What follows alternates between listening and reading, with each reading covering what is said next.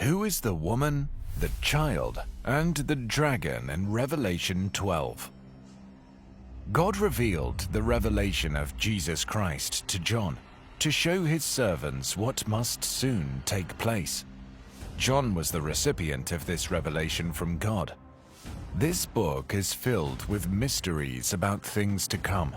The final warning is that the world will surely end and judgment will be inevitable.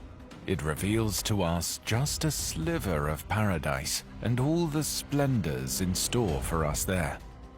Revelation 12 verse 1, Amplified Bible. And a great sign, warning of an ominous and frightening future event, appeared in heaven. A woman clothed with the sun, with the moon beneath her feet, and on her head a crown of 12 stars. This is the first of 7 signs that John reveals to us, and it is one that is described as a big sign, Megasemeon. In Revelation chapters 12, 13, and 14, the main figures of the Great Tribulation are described, and this great sign introduces the first of the 7. We read, "A woman clothed with the sun." Because John plainly said this is a great sign, we don't expect this woman to appear literally on earth. God will use this sign to communicate something to John and to us. We read, "A woman clothed with the sun." This figure has been linked to a wide variety of different religious concepts throughout history. According to Joseph's dream, the woman who was clothed with the sun should be interpreted as representing Israel from a biblical perspective. In the dream, Jacob was symbolized by the sun, Rachel, Joseph's mother, was shown by the moon, and the 11 stars were interpreted to be the sons of Israel who bowed down to Joseph. Joseph is now included with the other Israelite tribes in this constellation made up of 12 stars. Genesis 37 verse 9. But Joseph dreamed still another dream, and told it to his brothers as well. He said, "See here, I have again dreamed a dream, and lo, this time I saw 11 stars, and the sun and the moon bowed down in respect to me."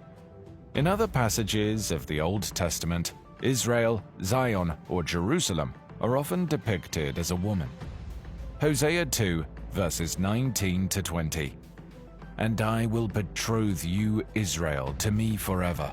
Yes, I will betroth you to me in righteousness and in justice, in loving kindness and loyalty and in compassion. I will betroth you to me in stability and in faithfulness. Then you will know, recognize, appreciate the Lord and respond with loving faithfulness."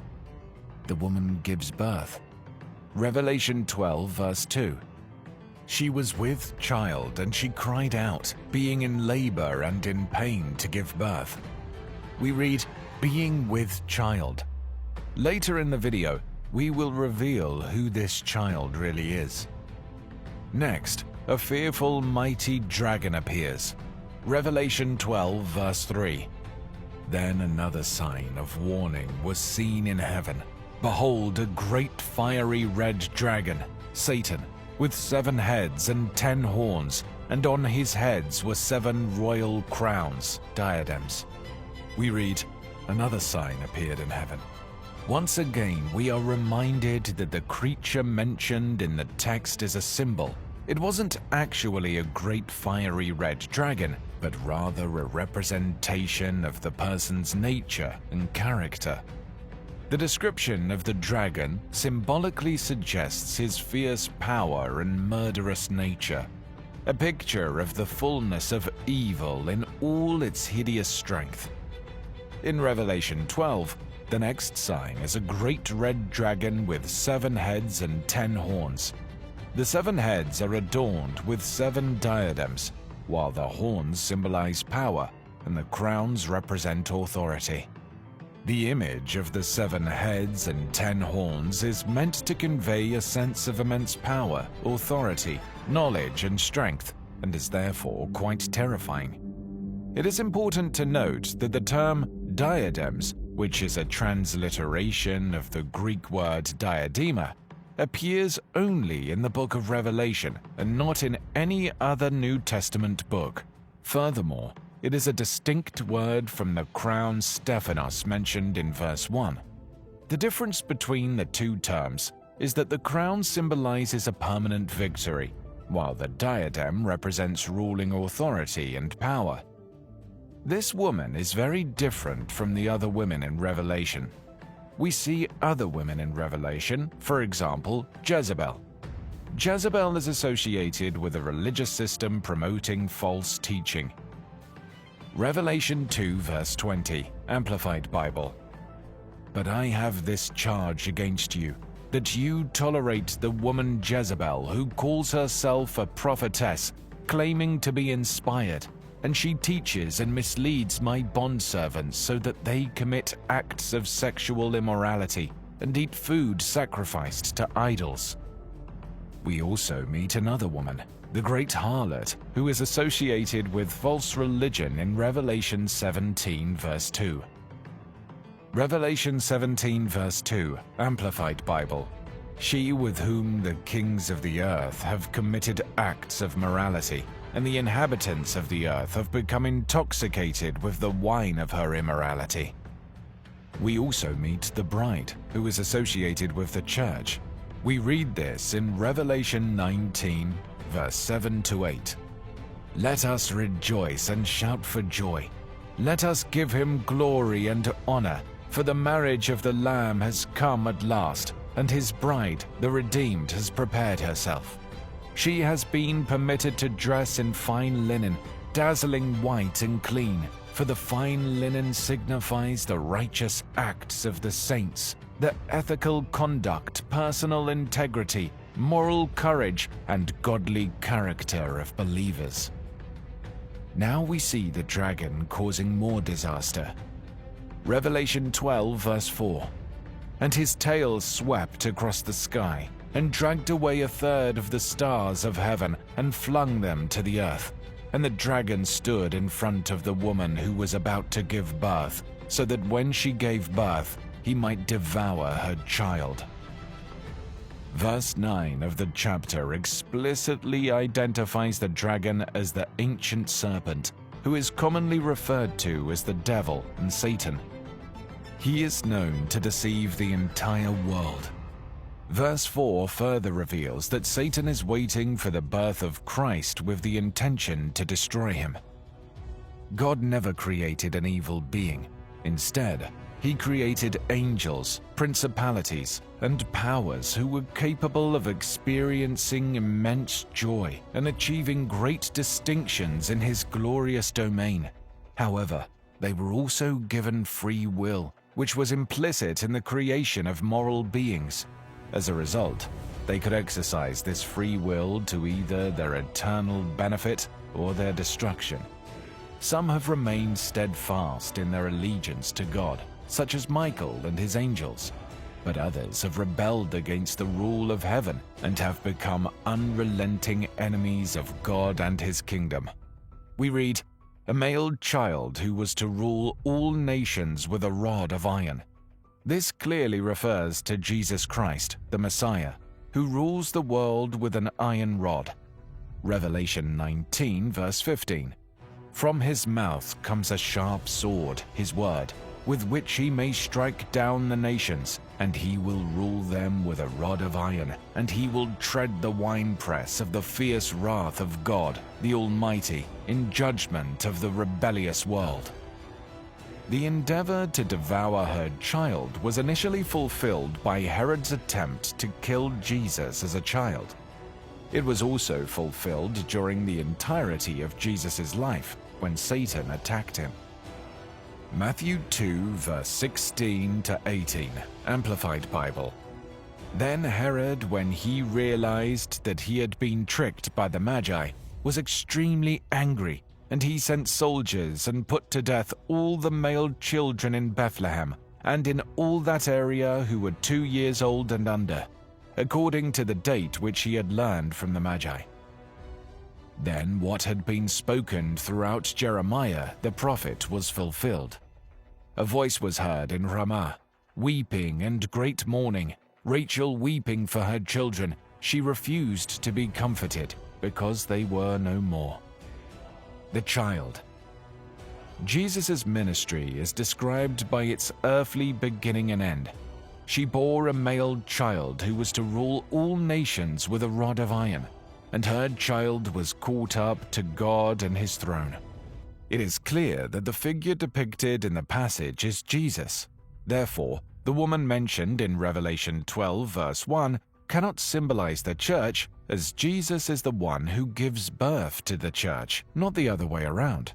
Hence, the woman must represent either Mary or Israel, the only two entities who could have given birth to Jesus.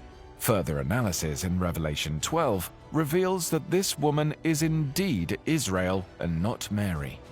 The dragon, Satan, is attempting to devour the child, Christ. However, the Christ is born and caught up to God and to his throne. Satan attempts to kill the Christ, but Christ is raised from the dead and ascends to the Father. The vital image to identify this woman is in describing her labor pains. This prophetic image is found in a few places in the Old Testament. Micah 4 verses 9 to 10. Now why do you cry out loudly? Is there no king among you? Has your counselor perished? For agony has gripped you like a woman in childbirth. Writhe in pain and labor to give birth, O daughter of Zion, like a woman in childbirth. For now you shall go out of the city, live in the field, and go to Babylon. There you will be rescued. There the Lord shall redeem you from the hands of your enemies. Micah prophesied that Israel would be taken captive to Babylon, experiencing intense pain like that of a woman in labor. However, amidst their suffering, they would be rescued and redeemed by God. Micah continued to use this imagery a few verses later in his prophecy. According to Micah, the nation's suffering will continue until the remnant brings about the birth of the Messiah. The prophecy was a message of hope, as the Messiah will come and guide his followers with the strength of the Lord. The prediction of labor pains symbolizes the suffering of the physical nation of Israel, which would lead to the purification of its people. Revelation 12 verses 6 to 7, Amplified Bible. Then the woman fled into the wilderness, where she had a place prepared by God, so that she would be nourished there for 1,260 days, 42 months, 3½ years. And war broke out in heaven. Michael, the archangel, and his angels waging war with the dragon and his angels fought. The woman flees for protection in a place prepared by God. The spiritual nation, the true people of God, are preserved for 1,260 days. This represents a specific period of time characterized by distress, persecution, and tribulation. Despite being under attack by Satan, the people of God are spiritually secure. It is commonly believed that Satan resides in hell. However, currently he is not there, although it is certain that he will end up there.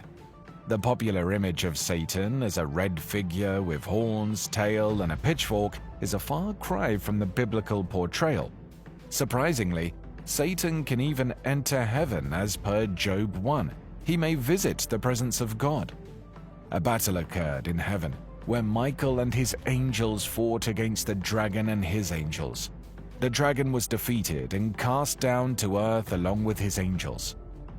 Revelation 12 describes a cosmic spiritual conflict where the devil and his minions march on heaven.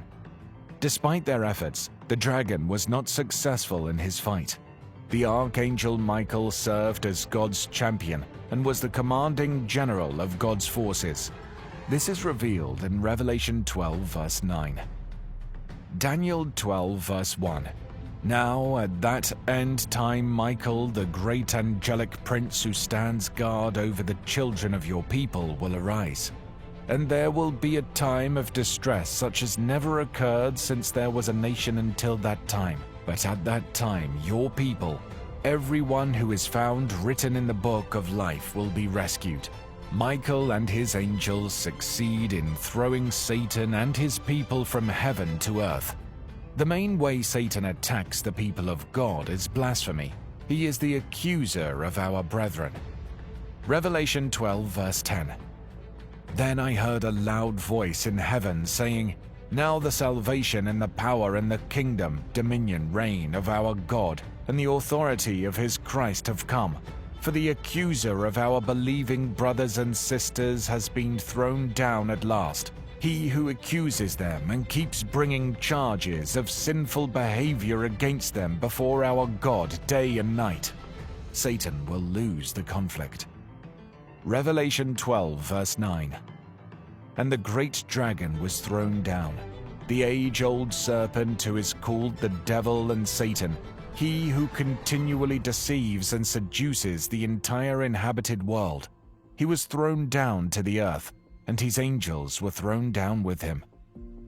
John then offers a simple strategy believers through the ages have employed to overcome Satan's attacks.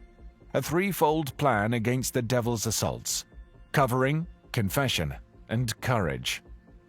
The effect of Christ's victory on the cross over Satan and sin is declared in verse 10. Salvation has come, power has come. Revelation 12 verses 10 to 12. Then I heard a loud voice in heaven saying, "Now the salvation and the power and the kingdom, dominion, reign of our God and the authority of his Christ have come. For the accuser of our believing brothers and sisters has been thrown down at last. He who accuses them and keeps bringing charges of sinful behavior against them before our God day and night. And they overcame and conquered him, because of the blood of the Lamb and because of the word of their testimony. For they did not love their life and renounce their faith even when faced with death. Therefore rejoice, O heavens and you who dwell in them, in the presence of God. Woe to the earth and the sea, because the devil has come down to you in great wrath, knowing that he has only a short time remaining." The accuser, Satan, has been defeated by Christ's power shown through his victory on the cross. Christ has exercised his authority and rule in his kingdom through his death and resurrection, bringing salvation to all. We are no longer subject to Satan's accusations because of Christ's redeeming work on the cross. There is therefore now no condemnation for those who are in Christ Jesus. Romans 8, verse 1. The effects of this expulsion from heaven will be illustrated in Revelation verse 20. We needed Christ's redemptive work on the cross to defeat Satan. Moreover, we conquer by our testimony. But woe to the earth, for Satan is enraged and knows his time is short. However, Satan's time is running out. Because Satan's plan has been thwarted to destroy the Christ, Satan turns his attention to the woman. Revelation 12 verses 13 to 17, Amplified Bible. And when the dragon saw that he was thrown down to the earth, he persecuted the woman who had given birth to the male child. But the 2 wings of the great eagle were given to the woman, so that she could fly into the wilderness to her place, where she was nourished for a time and times and half a time, 3½ years, away from the presence of the serpent, Satan. And the serpent hurled water like a river out of his mouth after the woman, so that he might cause her to be swept away with the flood. But the earth helped the woman, and the earth opened its mouth and swallowed up the river which the dragon had hurled out of his mouth. So the dragon was enraged with the woman, and he went off to wage war on the rest of her children, seed, those who kept and obey the commandments of God and have testimony of Jesus, holding firmly to it and bearing witness to him. We were previously told in verse 6 that the woman would flee to the wilderness for protection during the tribulation times. Verse 13 picks up on this idea after noting the effect of Christ's victory over Satan. Satan looks to attack, However, the woman was given 2 wings of the great eagle to fly to wilderness for protection for a times, and half a time. Being carried on eagle's wings reminds us how the Israelites were saved in the wilderness. Exodus 19 verse 4, Amplified Bible. You have seen what I did to the Egyptians, and how I carried you on eagle's wings and brought you to myself. Satan relentlessly attempts to destroy the true followers of God, but his efforts are in vain, as indicated in verse 16. However, his failure only fuels his anger, and he shifts his focus to the other believers who kept the commandments of God and hold to the testimony of Jesus, as mentioned in verse 17. This reveals Satan's hostile attitude towards those who believe in Jesus. The chapter provides us with a time frame for these events. The woman represents the remnant of Israel who remain faithful to the Lord and bring forth the Christ. Satan attacks the woman, but she is protected. All that is left is for Satan to take his attack. He is going to make war with the rest of her offspring. In chapter 13, we will see how Satan plans to target the church in the future. Despite his attempts to defeat Christ, Satan was unsuccessful. His next move is to attack the church, specifically those who keep God's commandments and hold to the testimony of Jesus. We can expect more